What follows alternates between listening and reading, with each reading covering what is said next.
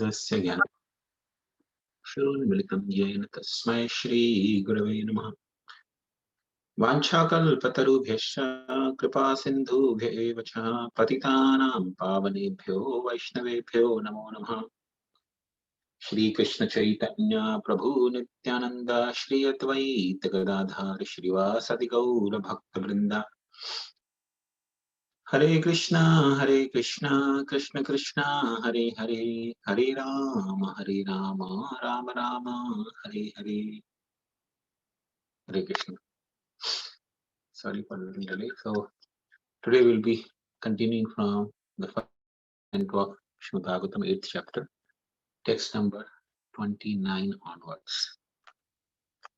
So text 29, Kunti Maharani is further praying.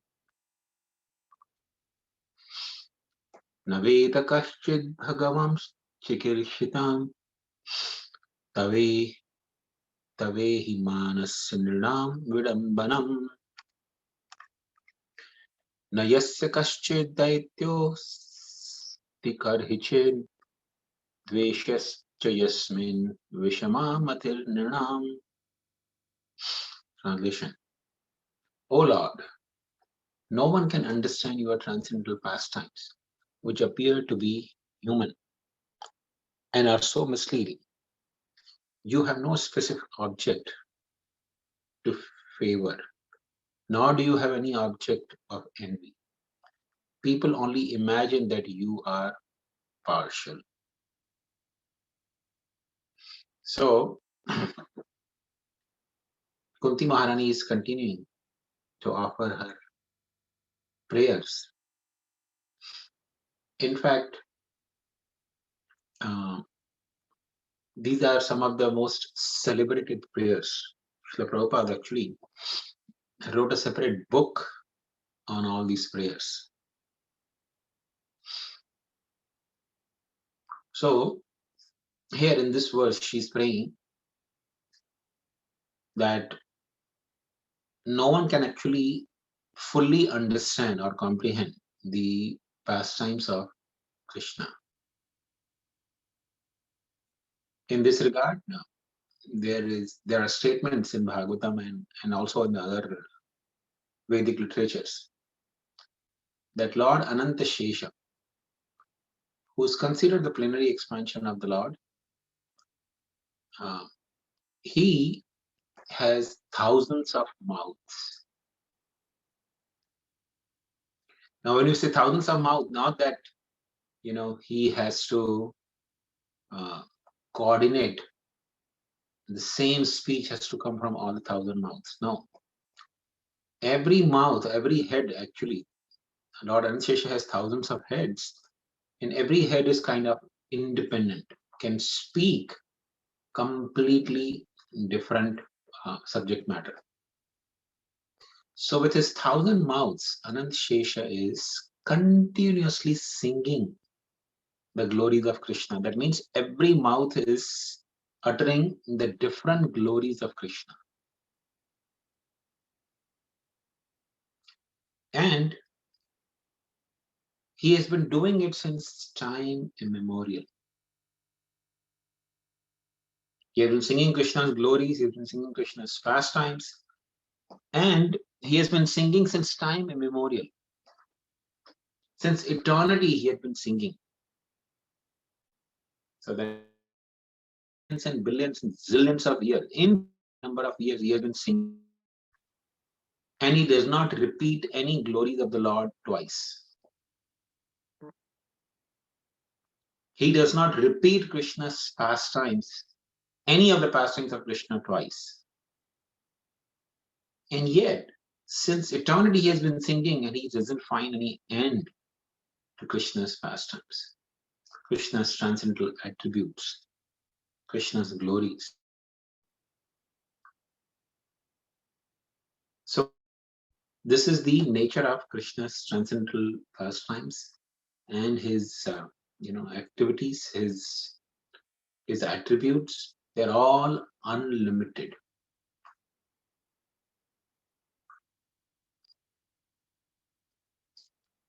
And this is actually very difficult for ordinary human beings to comprehend. In fact, it's difficult for anyone to comprehend. Just imagine, even if somebody is very nice person in this world, if somebody is told, okay, glorify him, and the people, they may try to, who know him very well, they may try to glorify him, but maybe in half an hour, 1 hour, they will come to an end. Enough. You don't have more than that glory. But just imagine, what is the nature of Krishna? Krishna has unlimited glories. Human beings cannot comprehend this. How is it possible that somebody can have so many attributes, so many wonderful qualities, and he performs so many pastimes? So it's beyond the comprehension of ordinary human beings. Then Kunti Maharani is actually speaking about another attribute of Krishna. She says, Krishna is actually na yasya kaschit daito asti karhichit. No? So daita means generally person who's object of somebody's mercy or favor. So daita is also used in the sense of servants. Servants are the object of mercy of the. No? So na yasya kaschit daito. Krishna does not favor anyone, does not, think that, oh, this person deserves my favor. No, not like that. And dveshaya, nacha dveshaya, no? And there's no dvesha in Krishna. So Krishna is equal to all, as he himself declares in Bhagavad Gita also. Samoham sarva bhuteshu name dvesho asti na priya. Same thing Krishna is saying. Nobody's my enemy, name dvesho asti na priya. Nobody is dear to me. Samoham sarva. I am equal to all living entities. How can we understand this equality of Krishna? Prabhupada quotes only Chanakya Pandit. Chanakya Pandit says, just like the sun is in the sky, and sun does not withhold his illumination, his light from the homes of somebody the thief, somebody the rogue, somebody the butcher, somebody the brahmana, somebody the soldier, somebody's learned, somebody's fool. Sun, when it rises, it gives illumination equal to all. Not because sun is rising in the sky. Now somebody is not educated, he's a fool. So sun will say, oh, I will not give him illumination. Like in modern times, especially, if generally, people don't have money, they cannot even, expect to get justice. Because if you file a lawsuit or, want to fight in the court case or anything, you need money. In fact, the system of, especially the government system of even justice has become so polluted in practically all the countries. Just imagine, because you have to go to the court, you have to pay some court fees. I mean, government takes so many taxes from people. In Vedic culture, people used to pay only 1/6 of their income. That'll be around 16.67%. So they would pay 1/6 of their income. Everyone would pay equal taxes. No tax brackets, more or less. Everybody used to pay 1/6 of their income to the king. And king would protect everyone equally. All the justice, if they have to go to the court or do whatever, the king would manage everything nicely. But the government system has become so corrupt now, all over the world, practically every country. They have become so corrupt. You pay pay taxes, when you earn income. Then you want to spend the money, you pay taxes. Even if you die, there is a tax. So they actually, plunder everyone. And especially, if you want to have justice, this is just one example. If you want to have justice, you have to pay court fees. Like, even if suppose, you got a, say, ticket, the cop gave you a ticket for any reason, speeding or anything, and you go to defend yourself in the court, you have to pay the fees to the court. So even if your ticket is waived off, the officer says, okay, I waive off your ticket, you have to still pay hefty charges to the court because you went to the court. So it's just a plundering mechanism set everywhere, in every nation. And they say, oh, how we covered the expense. The taxes, amount of taxes which are extracted. The kings used to do such wonderful administration. They would 1/6 of the income extracted, and everything is managed through that. And kings used to live royal life. Not that they were poverty stricken. Their ministers and everybody used to live royal life. They were paid very hefty money by the king. And yet, they used to actually have so much wonderful facilities, for the people in general. But now, because governments have become corrupt, because the people who are in the government, they have become corrupt. So there is no, system. So even for ordinary things, you can expect them to favor or to show wrath. If you don't support a particular, party in the government, and if they somehow that come into power, if they know that you are not supporting them, they will give you hell, kind of experience. So that never used to be the case. And of course, for Krishna, there is no question of any favor or any animosity towards anyone. Because Krishna has nothing to gain from anyone. Krishna has nothing to lose with anyone.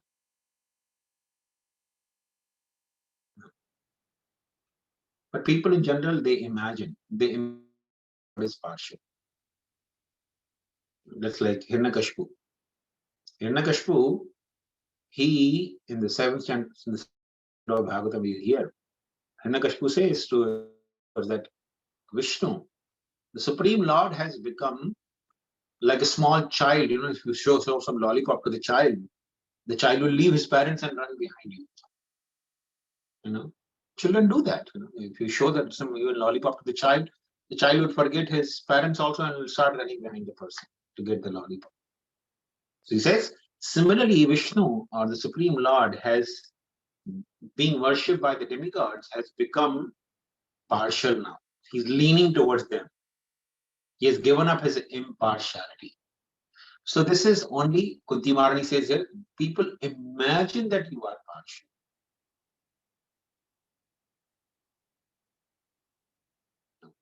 If somebody is sitting in a dark room and says, oh, sun is partial to me, not giving me illumination here. Or somebody is put into the prison house, in the dungeon. Somebody say, oh, sun is partial, I'm not seeing sunlight here. No, sun has nothing to do with that. Sun is giving his illumination everywhere. So similarly, Krishna is actually impartial to everyone. We go to the next verse, text 38. Janma karma cha vishvatman ajasya kartum atmana tiryan nitshishu yadhasu tad atyanta vidambanam. Of course, it is bewildering, O soul of the universe, that you work, though you are inactive. That you take birth, although you are the vital force and unborn. You yourself descend among animals, men, sages, and aquatics. Verily, this is bewildering. Now, let's try to understand. Kunti Maharani is using the word vidambanam, This is bewildering. Why it is bewildering and what is bewildering? So, first of all, she says, you work although you are inactive. Now, suppose, for example, a person is sleeping, means he's inactive. How can a person who's sleeping can do some work? He has to rise from the sleep and engage in some activity. But that is not the case with Krishna. Krishna, even his sleep is called Yoga Nidra. In fact, Nidra Ananta Jagadanda Sarvamakupa. So Mahavishnu is sleeping in the Karna Jala, Ya Karananava Jale Bhajati Sma Yoga Nidram. So he's sleeping in Yoga Nidra. His Nidra is called Yoga Nidra. Our Nidra is actually, Maya. In fact, there is a verse in Durga is Ya Devi Sarva Bhuteshu Nidra Rupena Samstha. So Maya Devi, she is situated as sleeping, force of sleeping in all the living entities. Therefore, you see, no matter who you are, how powerful, how influential person you are, or even if how powerful animal one may be, like elephant or lion, when they are tired, they drop as if they are dead. In fact, when especially a person is tired, no matter, I've seen there was one devotee, very nice Vaishnava he was, name was Aviram Gopal. He used to live in Chapati temple. So, an elderly person, he would get up very early in the morning and chant with Ram and all. So, sometime in the afternoon, or even sometime in the breakfast, during the breakfast in the morning, when you sit in the temple and take breakfast, or sometime during lunchtime, when he would be sitting and having his prasad, we all used to take prasad together. So he would sit. So he would be, for example, having his lunch. Okay? So he'll be taking a morsel like this. His mouth will be open like this. He'll go to sleep. So sleep is such a powerful force. And sleep practically makes a living entity inactive. So Krishna, he's sleeping. Ya karananava jale bhajati sma yoga nidram ananta. No, he's sleeping and ananta koti brahmanda. Ananta, so many brahmandas, jagadanda sarvamakupa. So many from the Romakupa, from the pores of his body, jagadanda, innumerable universes are coming out. So he is acting even though he's sleeping. He's creating unlimited universes while he's sleeping. So he's inactive and yet he's working. It's actually bewildering how somebody can create so many wonderful universes. Brahma, who lives for 100 years of his calculation, which is a very fabulous lifespan from our calculated perspective. Brahma lives such 100 years. And all those 100 years are nothing but just one breathing period of Mahavishnu. The entire 100 years of Brahma, which constitute millions and billions of years, all are finished in just one breathing period of Mahavishnu. Yasya eka nishvara, one breathing only. Eka nishvasita kalam, that time duration. Yasyaika nishvasta kalam atha avalambya jivanti loma vilaja jagadandanatha. Jagadanda means, the whole universe. Natha means the master. Brahma is considered Jagadanda. So Jagadandanatha only lives one breathing period of Mahavishnu. So this is how wonderfully Krishna acts. It is certainly bewildering. It is very bewildering. People don't know this entire process of creation. And when they hear first time, they get bewildered. So Krishna's activities are bewildering. You take birth, though you are unborn, and the vital force. So Krishna is unborn. He never takes birth, but yet he appears to be taking birth. So that's also very bewildering. In fact, the soul also is unborn. But the soul taking birth in this world and Krishna, the Supreme Lord, taking birth in this world, there is a tremendous difference. The difference is, for example, living entity is forced to take birth because of karma. Karmana daiva netrena jantur deho upapadyate. Living entity takes birth because of karma. Karmana. And the demigods, they enforce his karma upon him. Okay, you did this kind of activity, you were desiring such and such thing, so here, you take this body now. And, last she says, you yourself descend among animals, men, sages, and aquatics. So Krishna appears not only in the society of human beings, but in the society of practically every living entity. So here, Kunti Maharani mentioned that, you appear amongst the animals, like Varhadev. Lord appeared as a boar. That is the animal kingdom. And then he appeared as a human being, as Lord Ramachandra.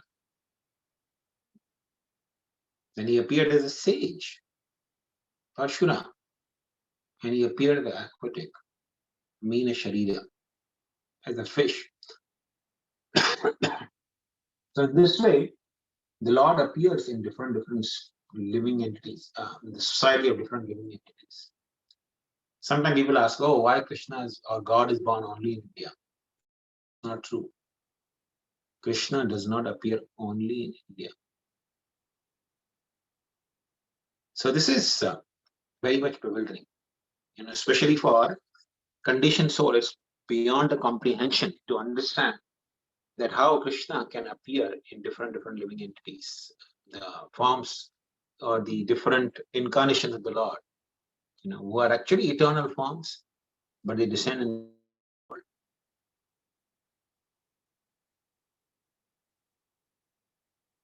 Text 31.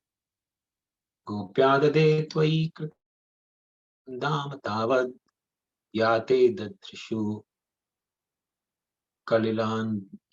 kalilanjana sambrahmaksham vaktram nineya bhaya bhavanaya stitasyam samam vimohati apiyad bibheti. My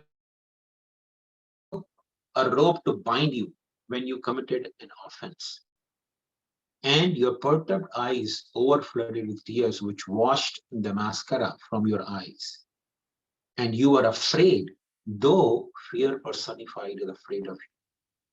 This sight is bewildering to me. Now, this is actually very wonderful. Kunti Maharani is meditating on the pastime of Damodar Leela. That how Krishna was bound by Mother Yashoda with the ropes.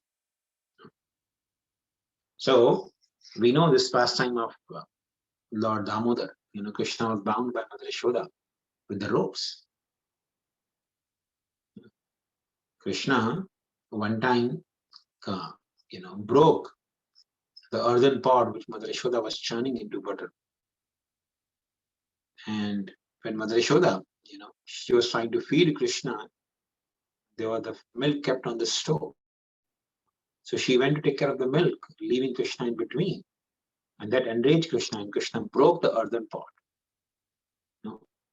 in which she was actually churning the yogurt into butter.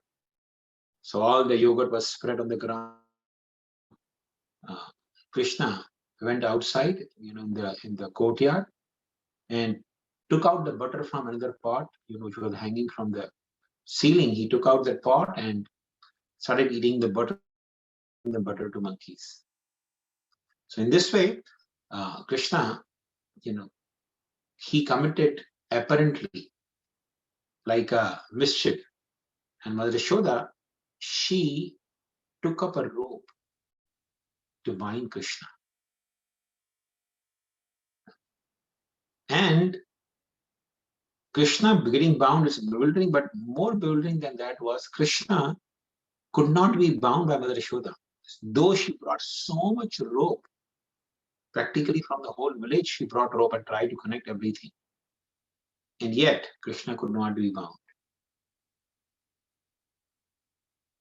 So, Kunti Mahani is remembering this side. That how Krishna, he was so much afraid. Like an ordinary child, he was rubbing his eyes, with his two lotus hands. And that sight was actually very much bewildering. Very much bewildering to, anyone actually. Anyone who saw Krishna being afraid of Mother Yashoda, Mother Yashoda is coming with the stick. So anybody, will be bewildered by seeing this sight. Oh, this is God? How can God be afraid? But Krishna was so much afraid of Mother Yashoda. And this sight is certainly bewildering.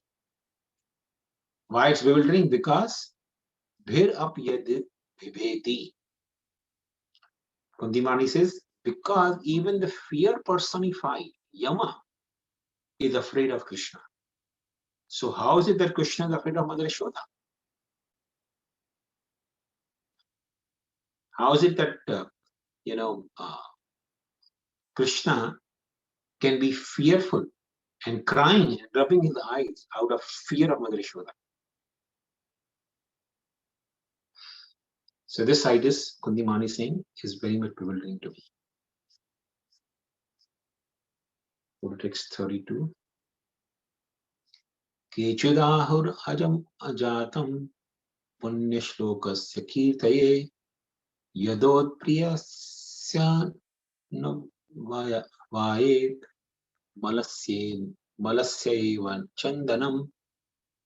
Some say that the unborn is born for the glorification of pious kings, and others say that he is born to please King Yadu, one of your dearest devotees. You appear in his family as sandalwood appears in the Malaya hills. Now, this verse is actually very beautifully glorifying two things really in relationship to Krishna. One is, says, Punya shlokasya kirtaye. Kechid ahur ajam jatam. Punya shlokasya kirtaye.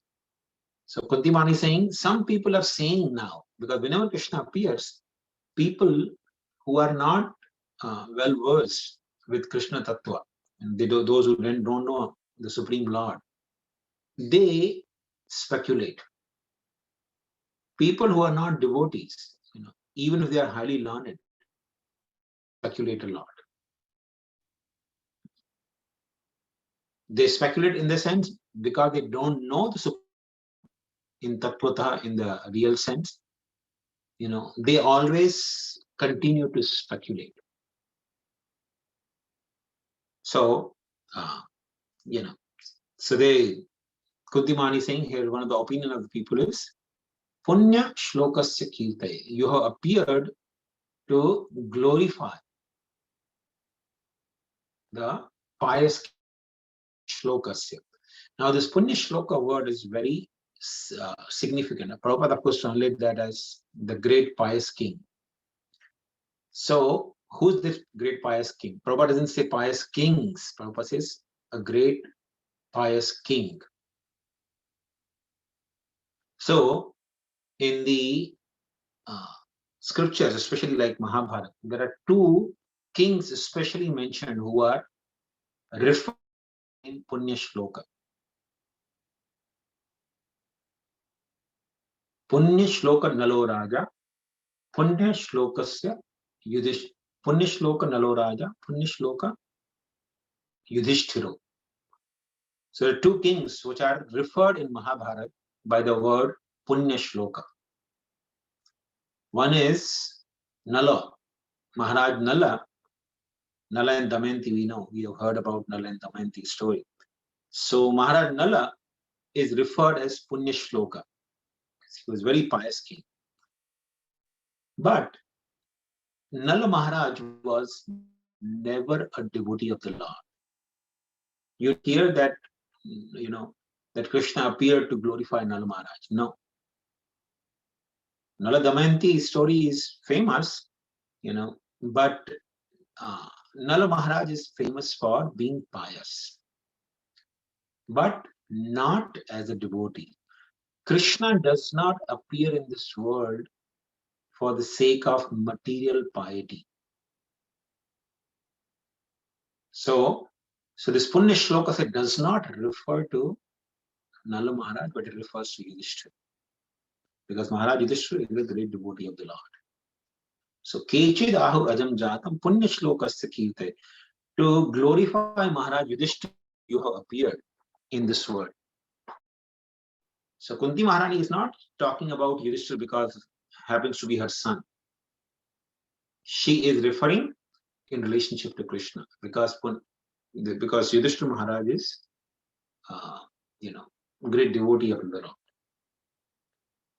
And then Yadu Priyasya Asana. So Yadu, Maharaj Yadu was actually one of the ancestors of Lord Krishna. Yado Priyasya Anavavaye. So, in order to please or in order to, satisfy Maharaj Yadu or to glorify Maharaj Yadu, you have appeared in the Yadukul. The history of Maharaj Yadu is given in the later parts of Srimad Bhagavatam, later cantos of Bhagavatam.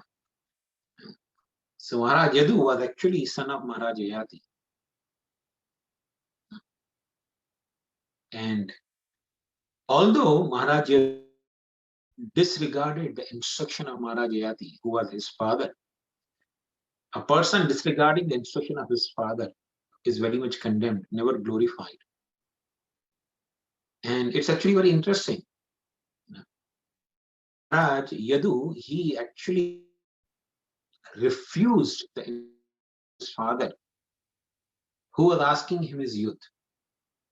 So it so happened that Maharaj Yayati, the father of Maharaj Yadu, he was, he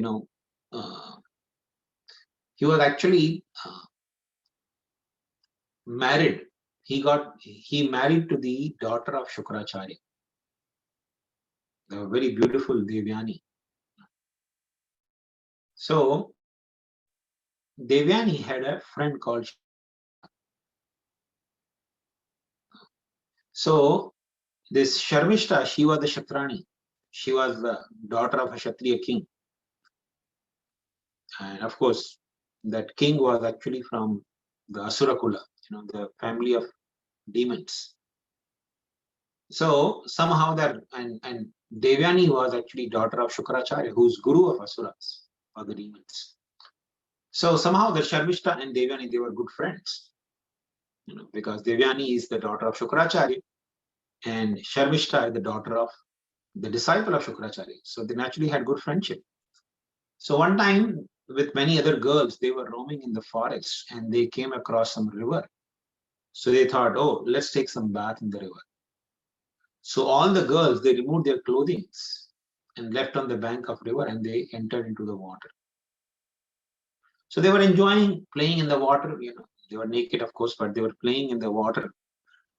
And it so happened that Lord Shiva happened to pass by on that path, riding on his bull Nandi, and he was accompanied by Mother Parvati.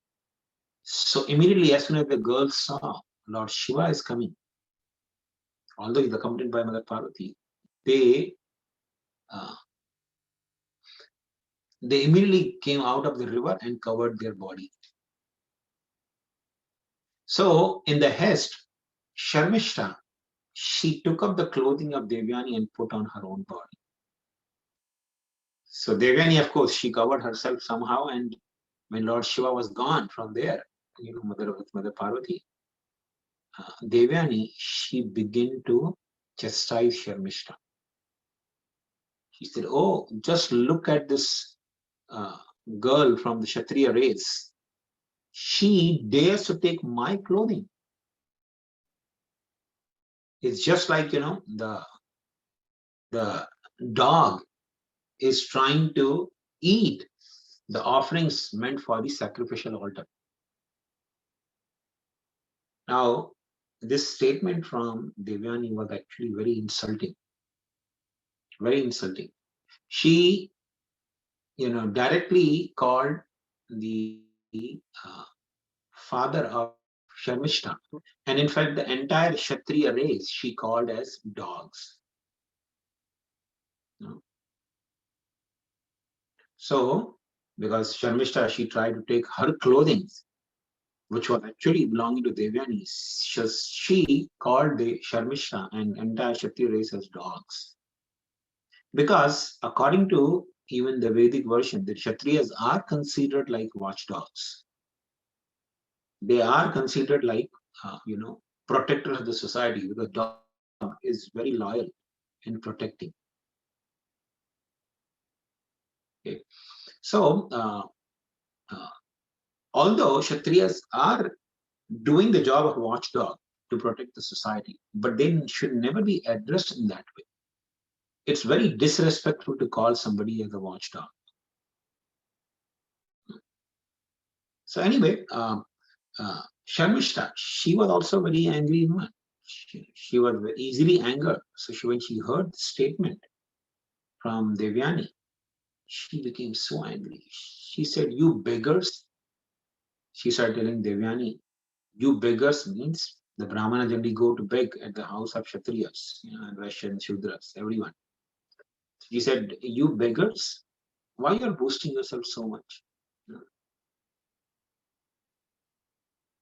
In fact, is it not true that every morning you people come and stay at our door begging for the alms? And now you are, talking so much nonsense. So in this way, there was a quarrel between them. And then Sharmishta, she picked up Devyani, who was naked, still not fully covered. She threw her into the river, into the well. There was a well in the forest, so she threw him inside the well. And in this way, Sharmishta left. Devyani was left in the well. So Maharaj Jayati came and he saw Devyani, she was naked in the well. So put his upper garment to Devyani and then pulled her out from the well. But he had seen her naked, and in Vedic culture, a woman seen naked by any man, can be only seen by her husband naked, cannot be seen by anyone else naked.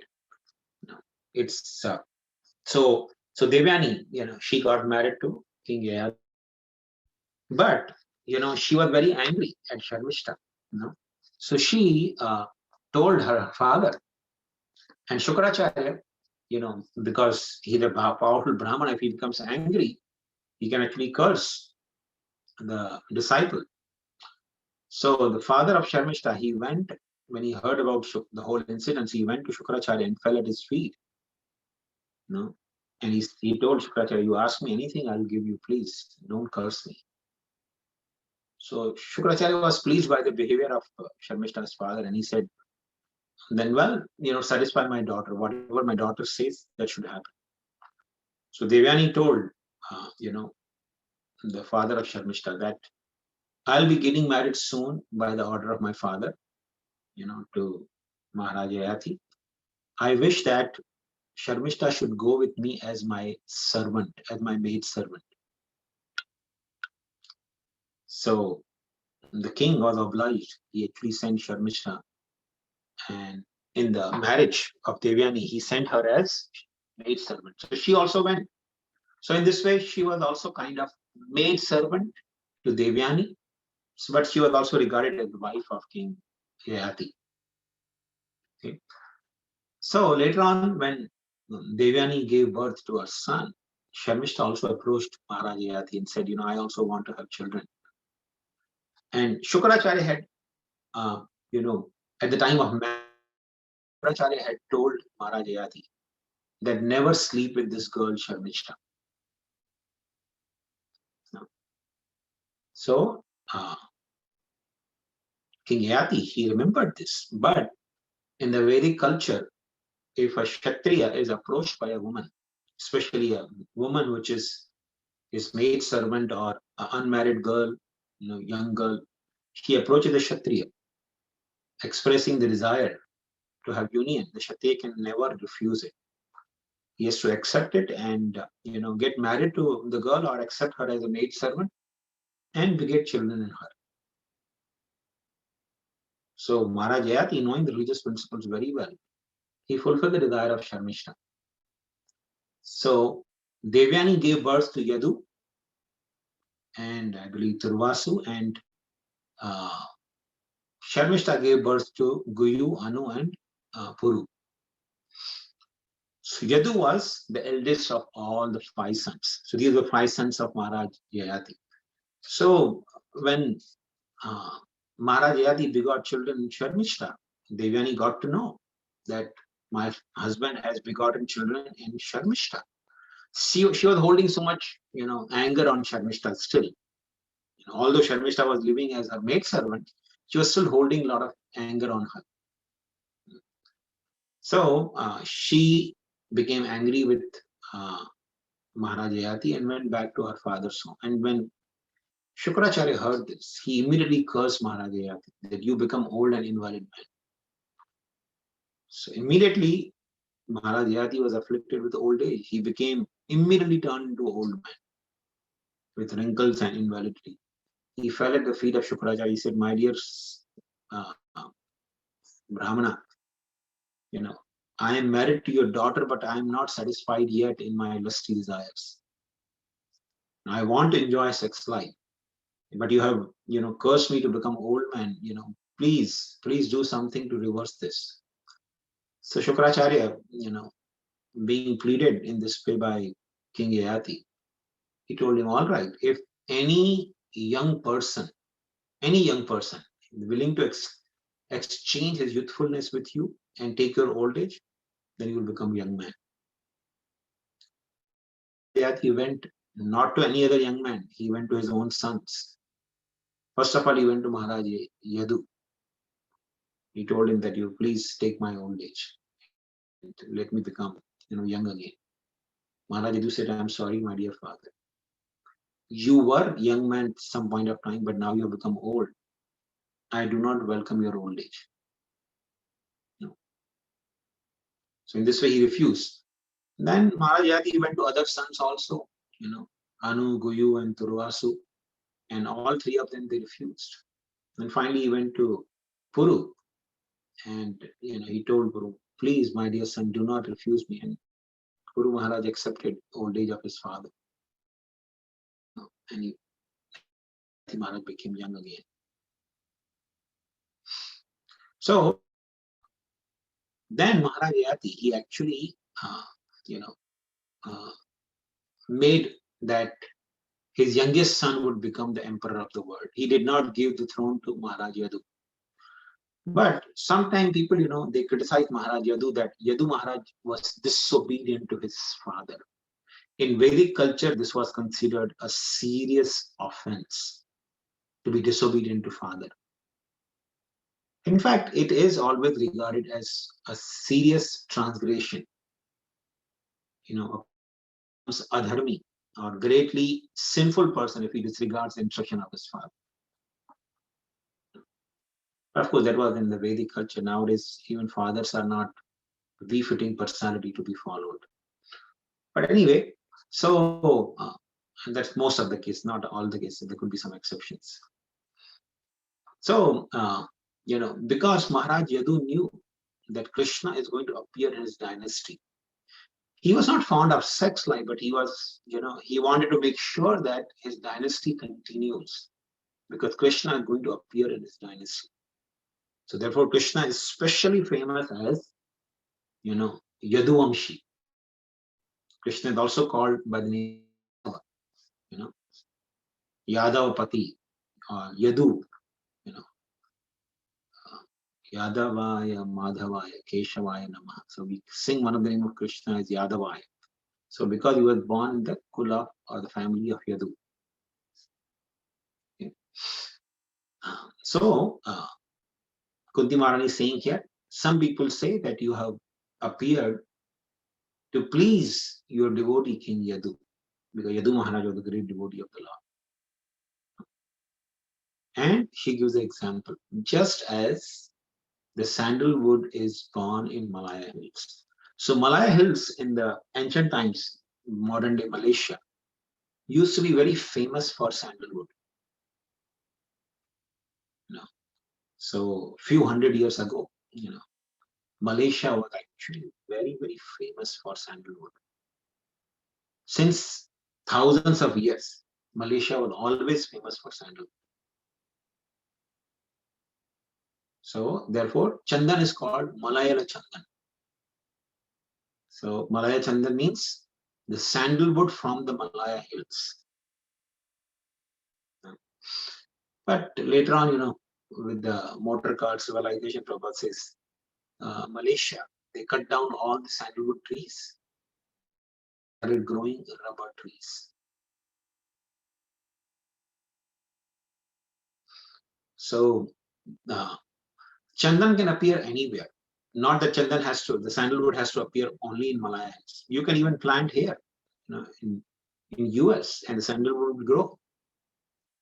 Sandalwood needs only certain, zoning, some zone, where sandalwood can grow, especially in tropical planet, in the tropical atmosphere.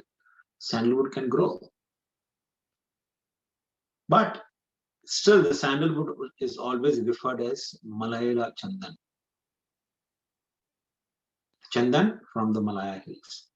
So similarly, Krishna can appear in any family or anywhere in the world. But he's called Yadava, who appeared to please Maharaj Yadu, his devotee. So in this way, Kunti Maharani is actually glorifying Krishna in these verses. So I think we'll stop here. If anyone has any questions, you may ask. Hare Krishna Prabhuji, Dhanavad Pranam Jai Shri Prabhupada. Very wonderfully explained. Thank you so much, Prabhuji. Well, my question is, when Devayani has a grudge on Sharmishta, does she not know that if she takes her as a maid servant, sometimes maid servant of kings works as a wife of king also.